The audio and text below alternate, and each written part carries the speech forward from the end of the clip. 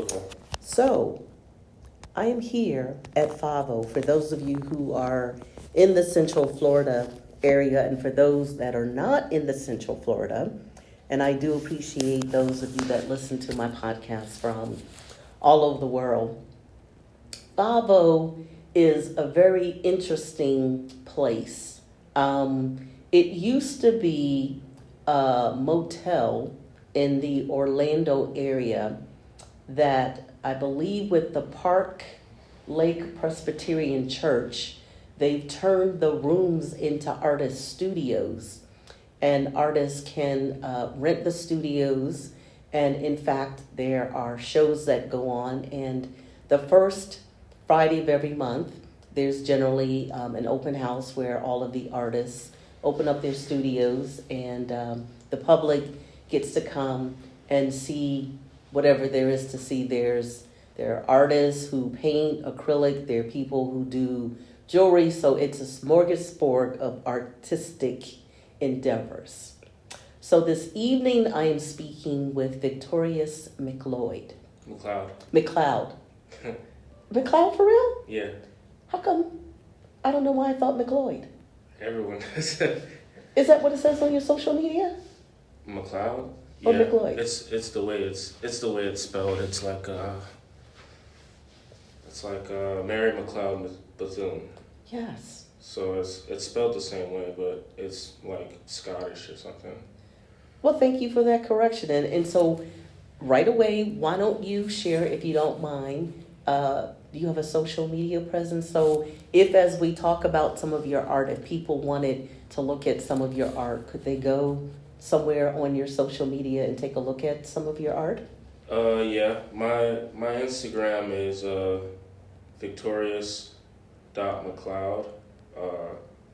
If you type that in, you'll be able to find me. But my website has a lot of my finished images on it, so that's www.victoriusmcleod.com. You gotta spell it VICTORiousMcleod.com. Thank you. Okay, thank you for that correction as well. So, I'm going to ask a question that I typically ask this question, and it's kind of as an icebreaker, but we already, before we started talking, we were outside talking, and then we were talking before we actually started the podcast. And so my question is, if you could go anywhere in the world, where would you go?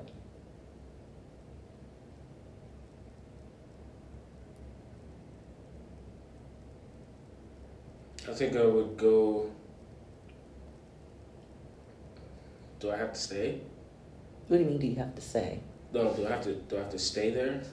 No, just someplace. The reason I asked that question is because I think so many times people dream about going somewhere in the world and then they think it's unattainable, that they can't make it happen, when the reality is you can make it happen. Mm-hmm. So I ask people that question and I'm always amazed at the different responses I get. And then I just say to them simply, so when are you going to make it happen? And they kind of look at me like, what do you mean? I mean, like... Yeah. If I could go anywhere, it would probably be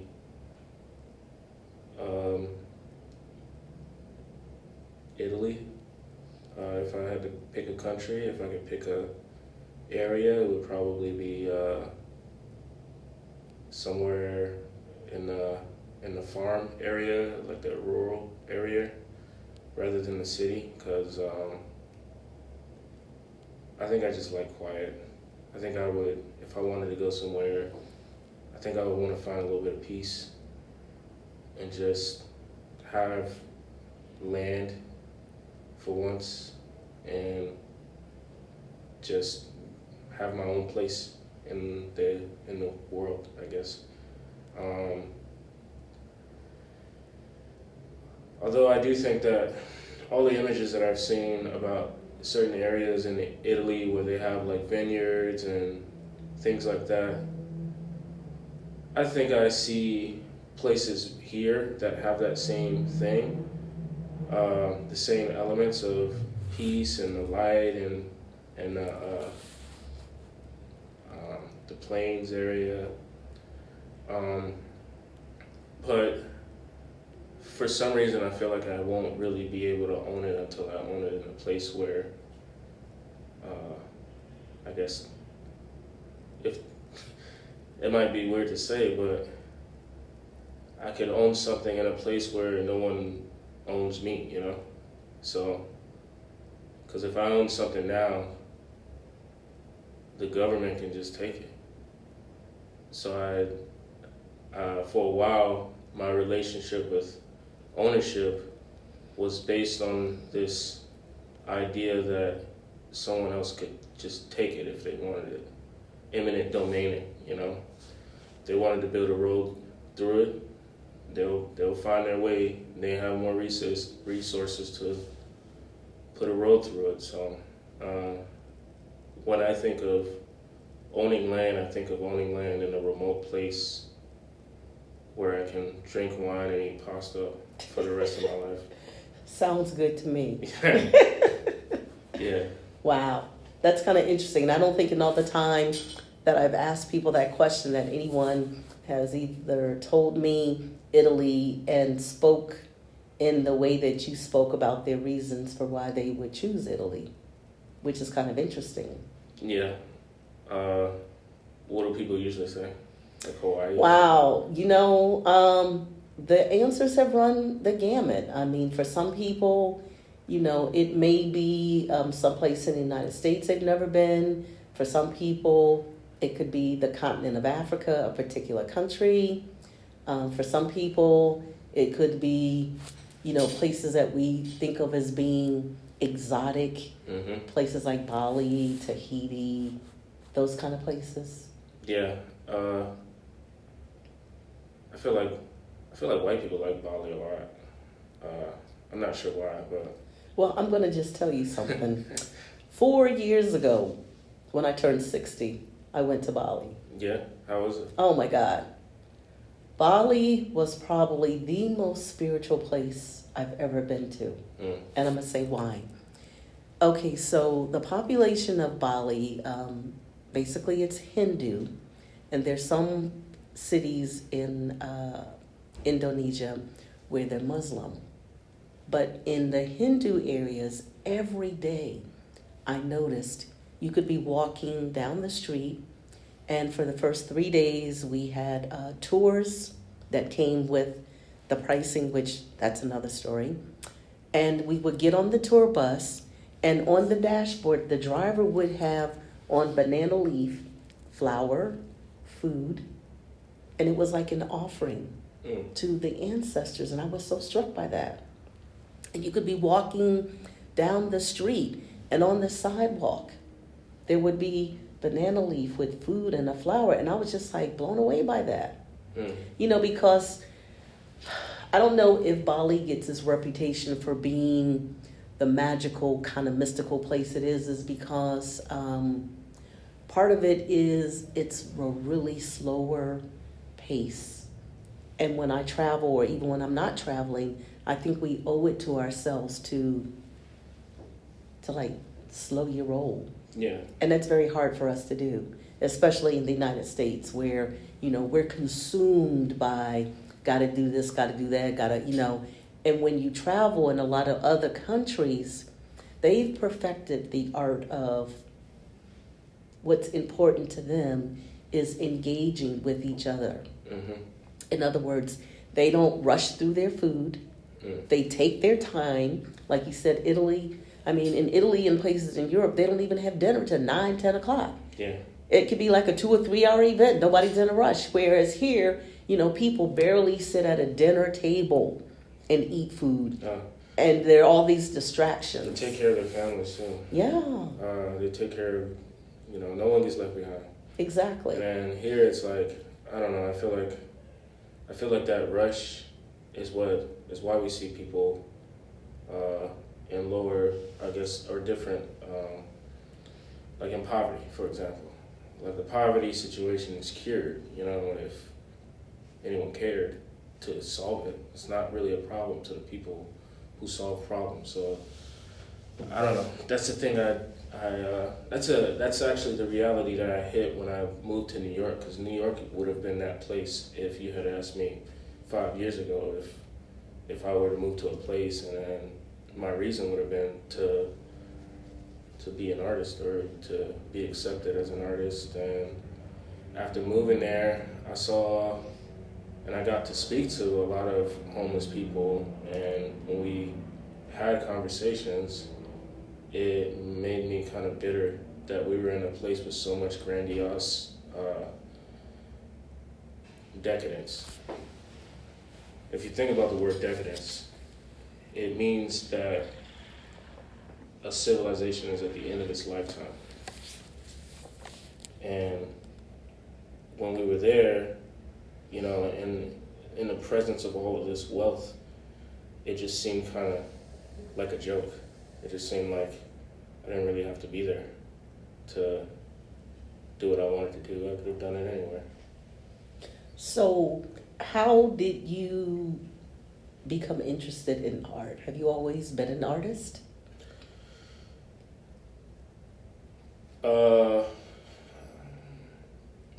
As far as I can remember, I have been a creative individual. I've never seen anything that I had any power over as anything other than a creative problem-solving situation. So if a teacher were to give me a sheet of paper, I've already done it in my head before I even got the pencil. Because in my mind, everything works like images. It's not words, it's not English, it's just images. And when you have an image that has two here and two here, or two objects here and another object here, you don't have to do the math. The math is already done for you. All you gotta do is look at the picture. So I would say that having that kind of brain in the American education system is a gift and a curse, because I can excel academically, but I can also easily get overloaded by the amount of information that I've taken in, because everybody's thinking about words and numbers, and I'm thinking about pictures. So I'm getting a million one words per image that a person has to give me in order to process. So I think a lot of my art actually just came out of frustration from this institution of learning and stuff. So I mean, at first, in the beginning, when I was a kid. So do you sketch first and then your medium is an acrylic?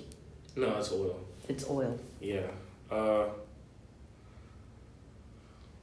Some of them I sketch first, but I don't think some of them I did not sketch first. Some of them I just kind of started because I wanted to see how it would fit on the canvas, because a lot of times I draw things, if I draw it once, then I'm done. So if I get a new canvas or I make a new canvas, because I make all of my canvases, but if I build this canvas and I think about what looks good on there, sometimes I'll do a little quick sketch in paint, and then I'll see how it works, maybe get some references, get some photos to work from, and then I'll come back and try to refine it. So most of my paintings, I would say, go through a period of refinement over like a month, and then, all right, I'm done. And then I'll go to the next one. Sometimes I'll have a little small, like inch big thumbnail that I'm trying to work out first. But usually I draw that thumbnail and I don't feel like drawing the image anymore. So there's a lot of drawings on backlog in my sketchbook that I go to when I run out of ideas, and I'm like, oh man, I can't do that. I already drew it. So So kind of like one and done. So if you do a sketch of something that may or may not become an actual painting? Yeah, what I usually do is I have an idea and I do a little box of it in my sketchbook, and I'll do like 20 of those in a month while I'm doing other paintings. And then if I like a little element of one painting, I like a little element of another painting, I'll just put them all together in another drawing and try to take the interesting parts of each sketch, because they're not all good. Not all of them are good. If anything, none of them are good. But why do you say that? Why is it that artists are never satisfied with what they produce? well, because it's counterproductive to be satisfied. At least that's the narrative. Sometimes it's as simple as like, I have a problem with negative self-talk because that's how I've learned how to deal with negativity from other people, or just a sense of learned helplessness, and you kind of make a joke out of it. But a lot of it is just, I'm almost afraid to give myself a little bit of satisfaction, because if I do, I wonder how complacent I'll get with it. And then I won't keep doing it. Or at least that's the... So for you, it sounds like what you're saying, there's always like this tension. You're always in this state of being like tense. You're never in a state where you're like, I made this painting right here. This one? Yes, the one in the corner. This one? The female, yes. Yeah, that's Shannon. I know. Uh, Well, they don't know who it is, so would you mind just briefly describing what it is and who she is to you? Well, this is my wife, Shanteria Ivory. It's a painting of her. I took a candid picture of her when she was getting out of the shower and she was blow drying her hair, and I thought her doing her hair, and I have a lot of sketches where it's just like black women doing their hair, and I just think it's such a beautiful thing to watch. But she was blowing her hair out, and then she turned to me and I took the photo. And then when I painted it for her, because I'd done paintings of other people, but I never really cared to. Just because there's always this weirdness with other people when it comes to the portrait, because I kind of feel like portraits are for the preservation of what's living in front of you. Okay. And I just don't find most people who I've painted before, and this isn't like a diss, but they're not as interesting to me as I am. So if you're an artist, you go out and you try to find a muse that inspires you, and yes, for me, my life is that muse. Like, I look at my life in the same way that I look at any other story that I would come across and be inspired by the main character. The only other time I enjoyed painting someone else was when I painted Shan, which was great, because Shan is very easy to paint. She has a very easy presence to capture. That wasn't the first time I painted her either.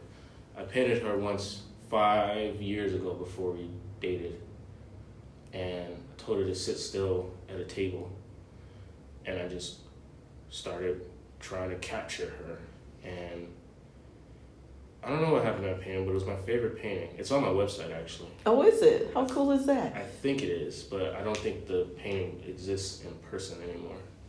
So when you completed it, what did she say, if anything? Well, she loved it, and she said it looks just like her. It is.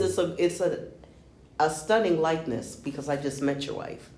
And I knew that's who it was, but I just wanted you to be able to describe it and talk to people. And you can go to his website and you can see it. And yes, that's interesting. You talk about hair and black women's hair, because, there's a whole thing about black women and hair. And as you see, I don't really do hair per se. I mean, I keep mine short, and I've worn an afro all my life, just about. And you know, with black women, you know, we've done the fried and laid to the side, you know, the perms, the processes, and the extensions and the braids, and so it's a journey. Yeah, I agree. I think that, and when I first met her, she was, don't let her, don't let her hear me say this, but she wasn't, the way that she treated her hair was kind of almost, I don't know. I feel like now that she is more developed into who she wants to be, her idea is way more Afrocentric. I'm not gonna change the way my hair texture is for any set of beauty ideas. I'm just gonna wear my hair fully and proudly.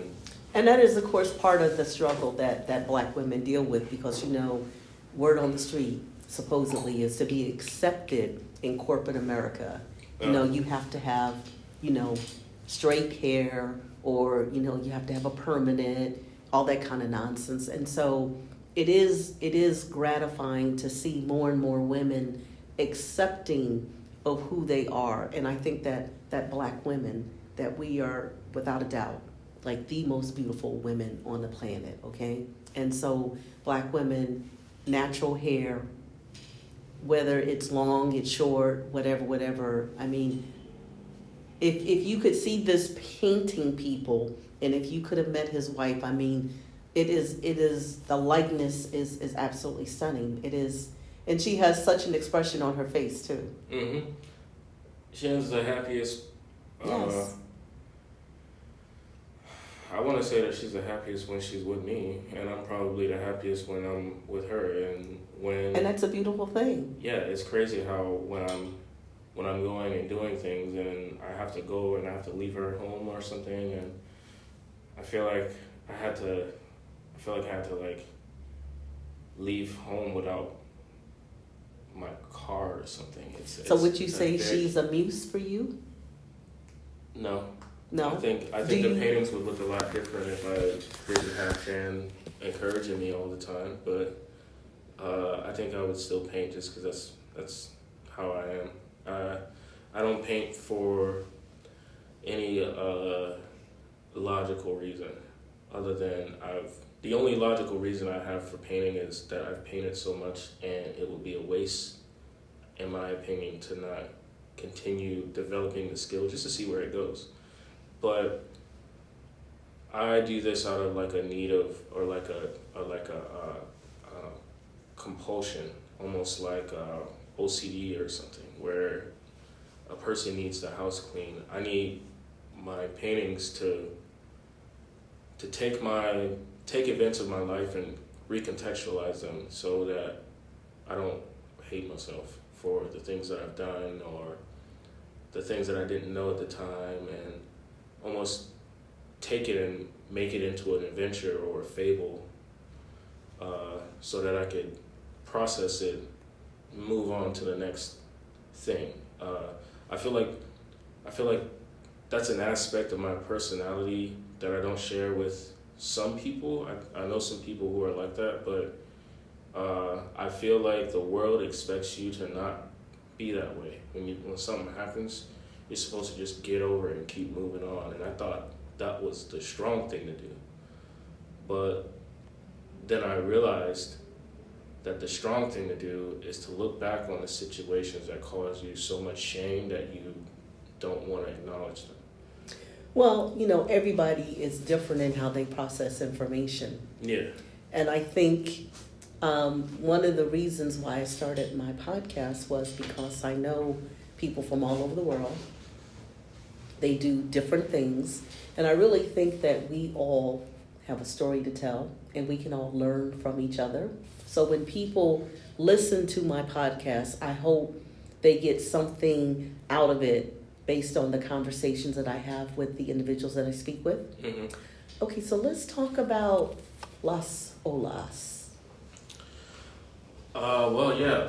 Las Olas is the type of painting that I I feel like it developed from the dreamer, because the dreamer is all about this state of um, just like slumber and peace and just almost like a rumination on death itself. It's just like the most peaceful thing that you could do, and I wanted to think of myself in this very peaceful way, dreaming, which is what I do when I'm awake anyway.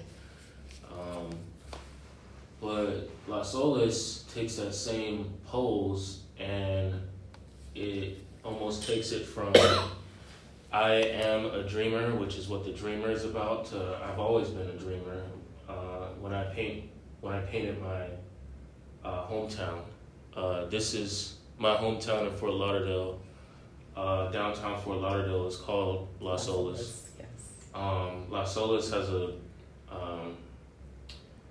at the time, then we're talking 2011, there wasn't much of an art community, and I didn't know how to connect with people with my art. Most of my art at the time was portraits of celebrities and people that I really admired. But when I went down to Las Olas, I didn't see any work like mine, and I didn't see any people who looked like me doing it. So I always assumed that if I went down there, the people would reject me. Sometimes I went down there with my easel and I got no response, which is better than when I went to downtown Winter Park and I literally had people saying that my work was not worth the amount of money I was charging for it and that I was charging too high. Excuse me. Okay, so let's back that up. So you were hanging out in Winter Park. I'm assuming like what, Central Park? Yeah, Park Avenue. And you were minding your business. Yeah, with my easel and painting, doing your thing. I had a few paintings on the chair and somebody or some people came up to you and said what? They said my work wasn't worth the price that I was putting it, and I'm not. And who were these people? I mean, they white folks, so.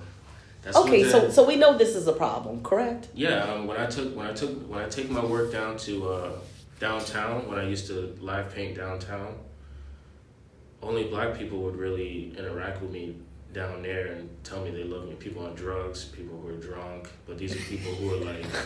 Okay, so we know there's like a serious disconnect in terms of, but that's kind of sort of like the history of African American art, is it not? In the sense that it's not that we have a need for white people or Europeans to validate our art, because see, what is so interesting is our experiences are not the same necessarily. And so our points of reference are not the same. No. Culturally, it ain't the same. Yeah, this lady, she was,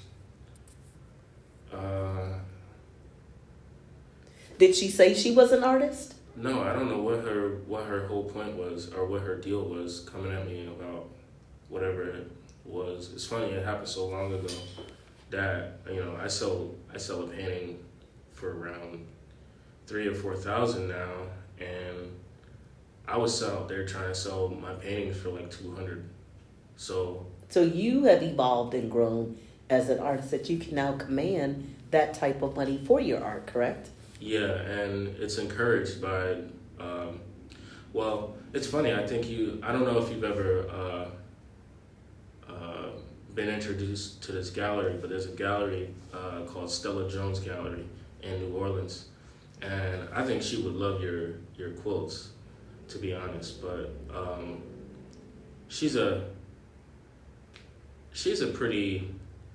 she reminds me of my grandma, to be honest. Yeah? Yeah, she's a pretty staunch lady, and she has an assistant there, but I put my work up in Stella Jones with Genevieve DeMarco, Jamal Johnson. We had a group show, and this gallery, their whole thing is black only. Black only. You never see a white head in there. But when she took our work, she really sent it into like, now I can't sell anything for that low. I couldn't imagine selling anything for $200 now. And But that was crazy to look years back on. ago when you were still coming into the artist that you are now? Yeah, I did a lot more impressionistic things, but there's no way this woman was a better painter in what I do than I was. So Mm-hmm. I just packed up and left. I was like, okay, well, clearly this isn't my audience. Let me go somewhere else. I go downtown, and this is when I was hustling too. So I would buy a pack of 50 canvases, and I was like, okay, I'm gonna sell some paintings somehow. I go out there, and then I paint a portrait of somebody likable in 10 minutes. Bob Marley, Tupac, Jimi Hendrix. Jimi Hendrix is always my favorite because Wow, how cool. I think his music is like I feel like he was just like a genius, you know. Every so often we get a virtuoso, you know. I agree. But tragic the way he died. Yes.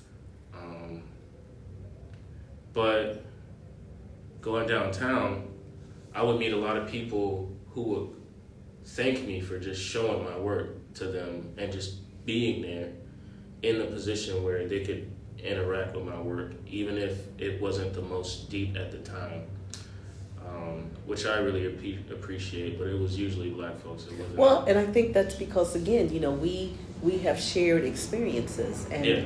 and even when you were talking about the quilts, you know, the whole purpose, the women that I quilt with, Mm-hmm. we tell stories through our quilts. Like you tell stories through your paintings. Mm-hmm. It's the same principle. Yeah. We all got stories to tell. Yeah. So it's like, how creative are you going to be, or what, you know, medium are you going to use to be able to tell your story? Yeah. And so for me, when I create the pieces I create, I try to, because I've had an opportunity to travel, I buy fabric from all the places I've been. Mm-hmm. I incorporate fabric from the places I've been. A lot of symbols that people are not familiar with, but I think part of what I'm trying to do is raise the consciousness, trying to educate, trying to teach. I like the idea of engaging Yes. people Yes. and challenging people to learn Yes. information about Yes. things. Because I feel like it's like, can't explain everything. Like when I wrote the short that I was writing, you know, this might get a little tough on my fair skin of people, but a lot of the professors that helped me and reviewed my script, there was a little cultural dissonance there because I'm asking the top people, because I usually when I'm working on something, I work as if I'm at the level of whoever's in charge. So I try to see it from the way, okay, even if I'm at the bottom level of this thing, I still think I'm the boss. So I'm trying to think about what the boss is going to have to see when they see my work.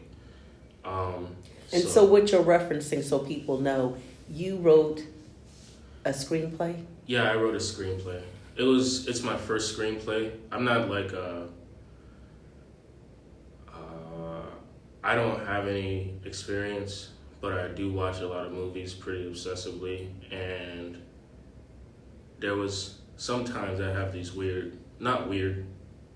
change the way I talk about it's work, but I have these different ways of coming to conclusions about things, and it's basically like an algorithm that goes on when I do normal things. When I go out and go through my day, I go to school or I go online, do my classes, something is in the background running because I get the thought, I get the epiphany, and then I'm like, wow, I should do this. So I don't know if you've seen the movie Antoine Fisher. Yes. That's a goodie. I watch every Denzel movie, so Yeah, I love Denzel. Come on, you know? Every Denzel movie come out, I'm there. But the reason I'm like that is because when I was a kid, my stepfather, he showed me the movie Antoine Fisher. And I had no idea why he showed me this movie. I was like, wow, why are you showing me this movie? I'm only like 12 or 13. I watched the movie, and the movie is about his sexual abuse and how he's dealing with that in the military. Right. And he's speaking to this, and this movie is no different than, outside of the element of sexual abuse, this movie is no different than Good Will Hunting. Right. The military and the sexual abuse, I think that is something that is more likely to happen to Black Americans. Mm-hmm. But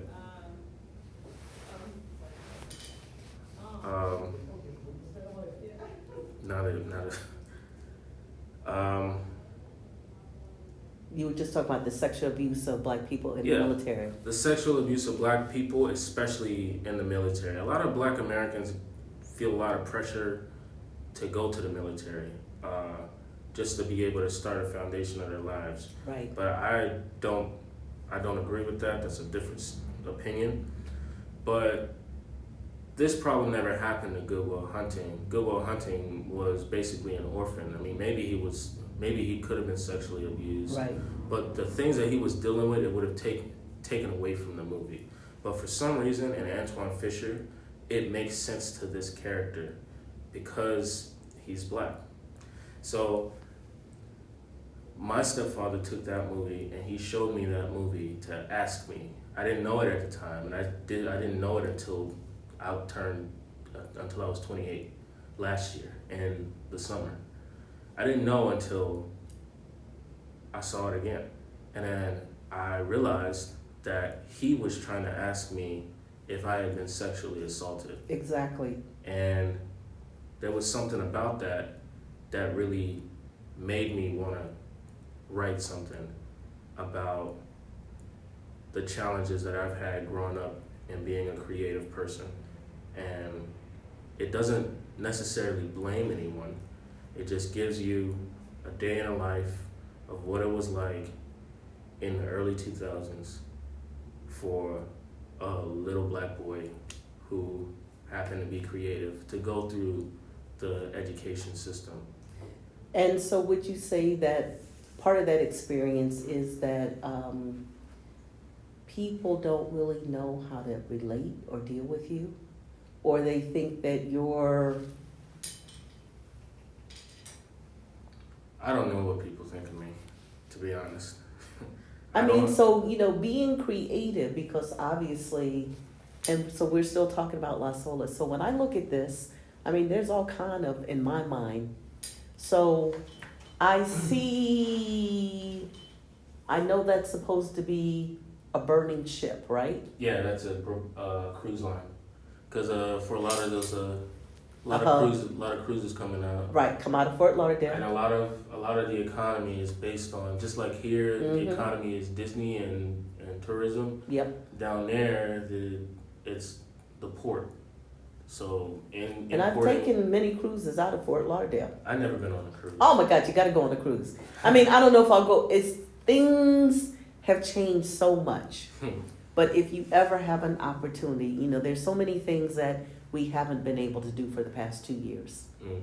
But hopefully, we're creating a new normal. That's why I think this is really a good time.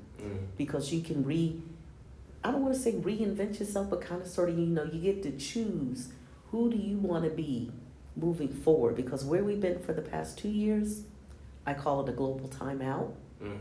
And I don't know if you feel... Hard to believe it's been 2 years. OMG. It's really crazy. Yes, but do you think there's been like a shift in the energy?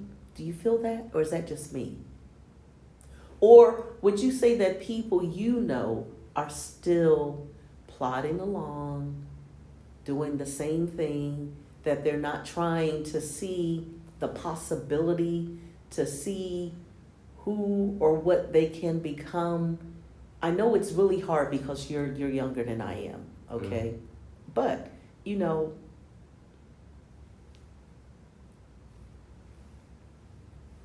the possibilities really are limitless.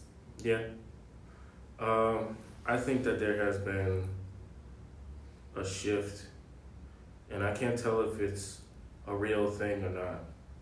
I couldn't say it was real or fake, but I do think that there has been a change recently when a lot of people started losing people.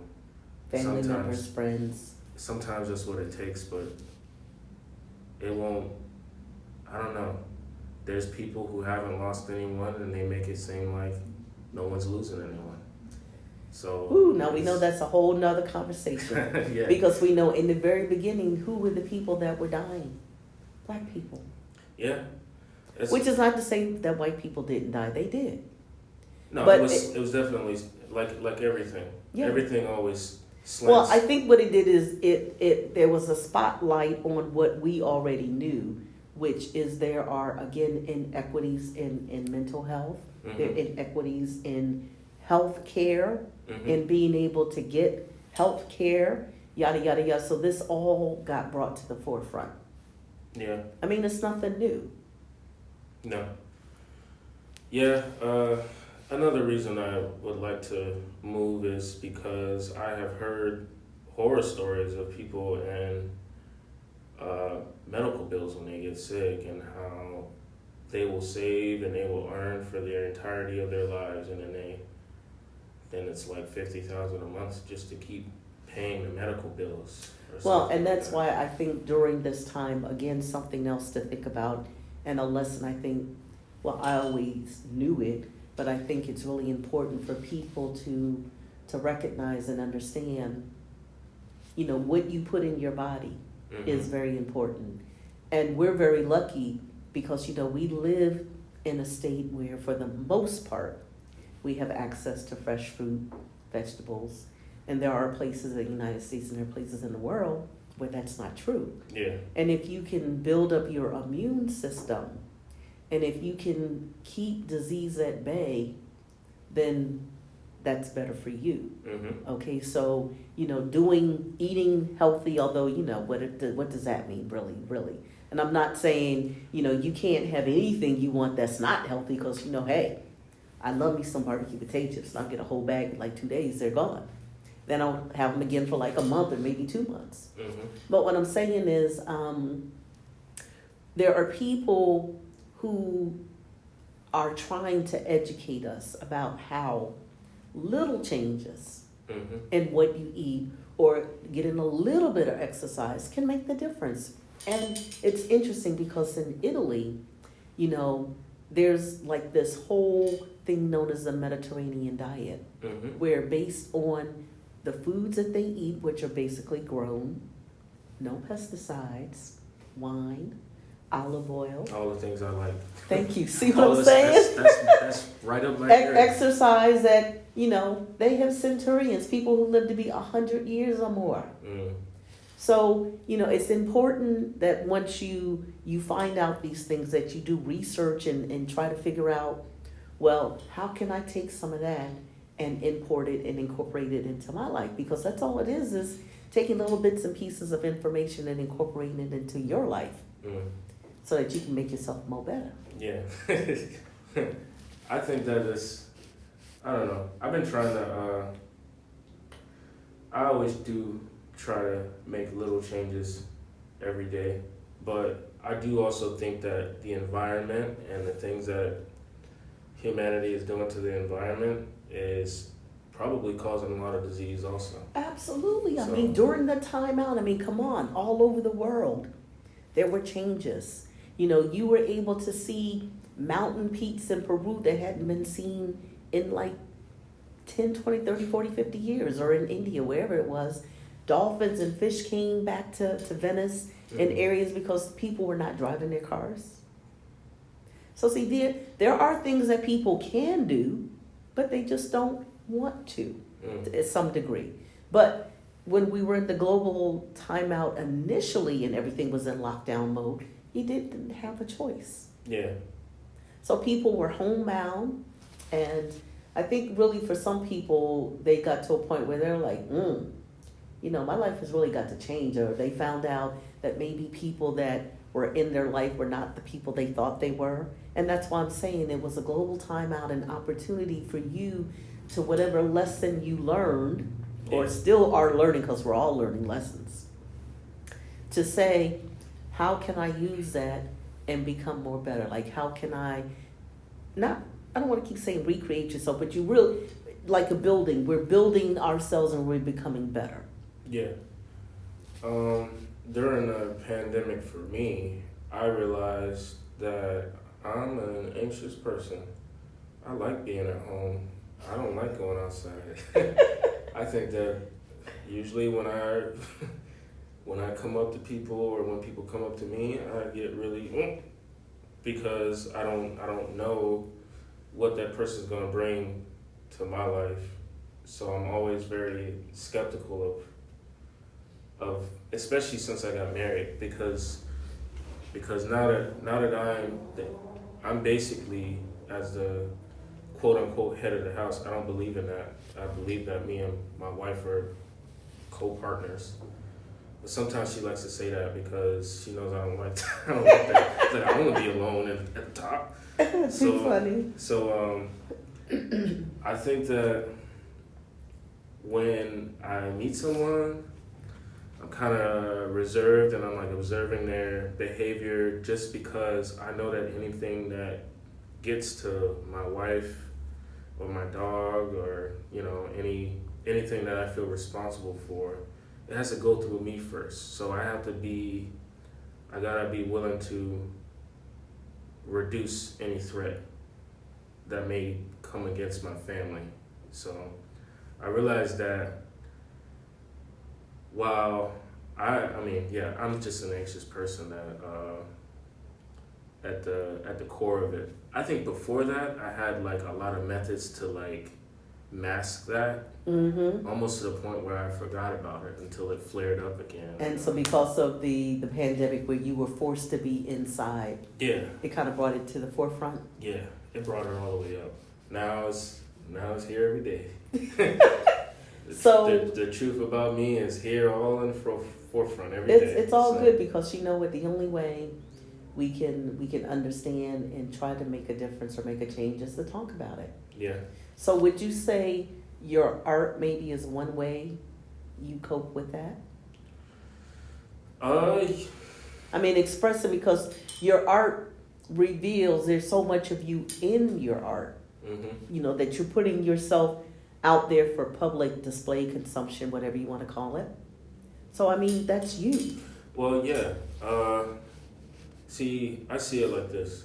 Well, I talk to a therapist week after week about this problem I have. Maybe it's anxiety, maybe it's depression, maybe it's all of that. But unlike people who have situations where their parents, or they have someone to blame, they have an idea of who to blame, and then once you find that person that you can blame for all your problems, the next step is to forgive them, accept it, and move on. Absolutely. For me, a lot of my problems are generational. So it's, who do you blame when you have generations? That is an excellent segue into what we call, generational trauma. Yeah. That's what which is Black people. It's like in our DNA. Yeah. Okay, so talk about that one while I drink some more water. This painting is called Self-Care, and it's a portrait of myself at age 25 and at age 5. So I'm holding myself as a child. And I painted this actually out of one of my low points. I was living with my brother, and I could describe most things about the situation as abusive, but out of a sense of understanding, I can't blame anyone that quote unquote abused me because I refuse to be a victim of any circumstances, and to blame someone for a situation that I feel like I had full control over would be dishonest. I understand. But I feel that my brother, living with him, I could understand that the trauma isn't just with me, the trauma's with him. And then when I'm with my mother, I understand that she's not to blame, the trauma's with her. So I could talk to a therapist for years, and I could never even have the evidence that talking to my mom about something that she experienced when she was a child would give me, which is what I've learned to do. So that's the conversation that you have with yourself about your childhood, and that's lifting yourself up in a way that you would if you were the adult and if you were the child. Like if you were a child and somebody came to you and they were verbally abusing you the way you do yourself every day, then it's like, I mean, not you particularly. No, I know. Just yes. Just the negative self-talk is like, oh man, I'm so stupid. Oh, I can't do this. Like, would you tell a child that? I mean, probably not, because. Well, but some people have, and that's why we have the issues that we have. I always say, and just so you all know, I had lost my voice about a week ago, and it's still coming back, but it's like whatever. So anywho, you know, when people become parents, they only know what they know. In other words, how their parents parented them. And so that's why it is generational, it is cyclical, and that's why, again, you know, we're sliding out of pandemic mode, hopefully. And I always tell people, you get to decide who you want to be moving forward. And how do you do that? So for a lot of people, you know, you have to, yes, learn to forgive. Forgive what you don't even know. I mean, I don't know. And this painting to me was somewhat spiritual. And this one too, I don't know if that was your intent when you painted Los Alos, was it? Yeah, Los Alos. I think that, I think all of my paintings are very spiritual, but I think that Los Olas is more about the rejection I felt when I was living in Fort Lauderdale. Just because I. So the Dreamer came first, and then this one. What came first was a painting called The Rapture, where it's a picture of me in the dark, and I'm like floating, and I mean, you can see the ground, and there's maybe 3 or 4 feet, and I'm like looking up. I brought that to Louisiana, and it sold to pretty rich collectors. Nice. So, once I saw that, that was actually one of the first paintings where I backed up. I backed up from the up close, like bust level portraits of myself. Right. And I made it to where it could be more objective. So the full body is more objective, whereas if you have just like a thing and the face is in the center of the portrait, then or the center of the painting or the drawing, then it doesn't let you escape from, it doesn't let you, you always have to engage it when you look into its eyes, because that's what humans do. But when you see like a full figure, you think about the black body or the black skin, or you start to think of this person in different elements that they would identify in.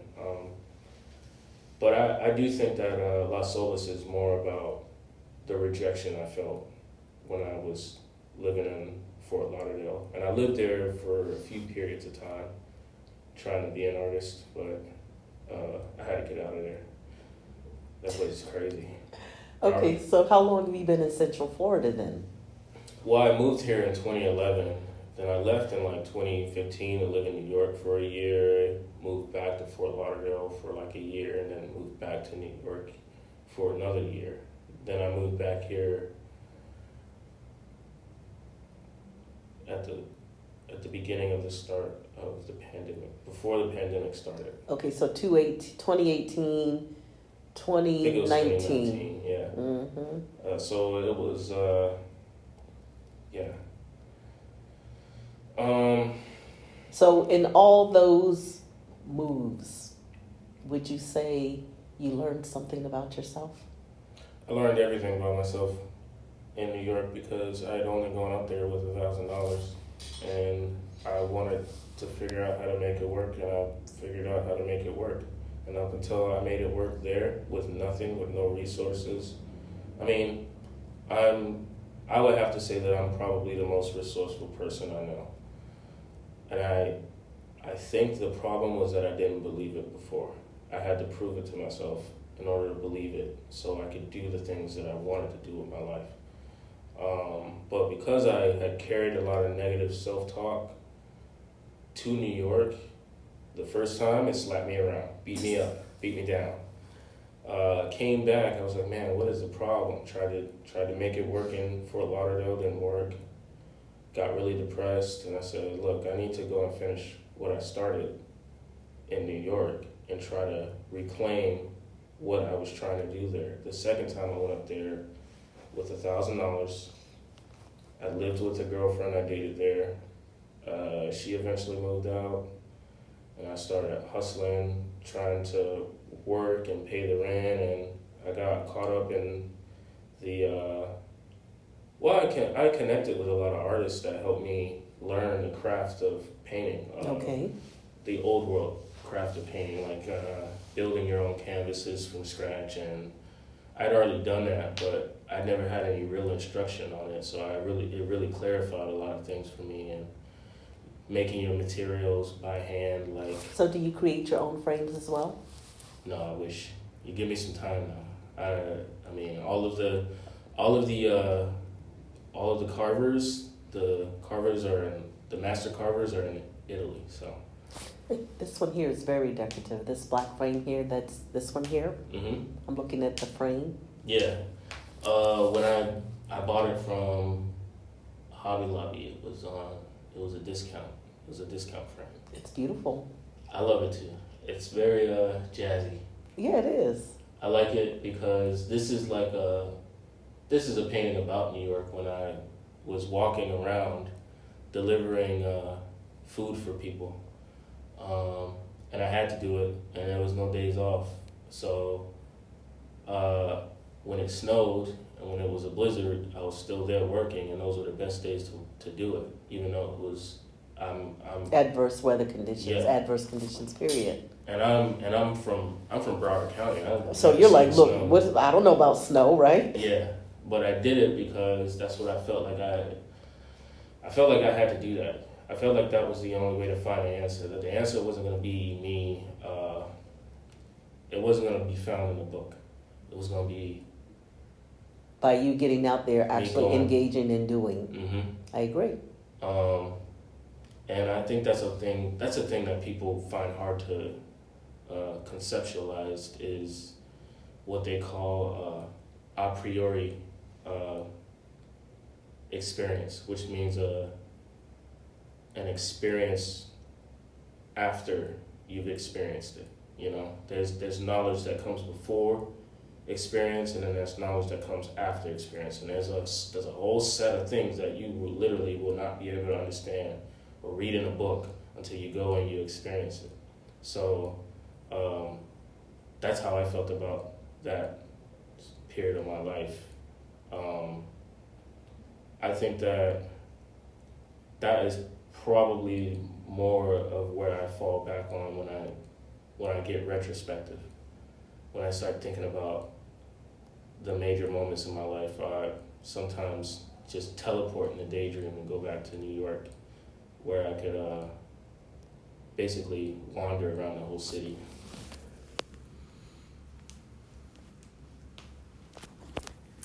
We have probably less than 18 seconds because this is going to max out at 60 seconds. So now we got 13 seconds. Okay.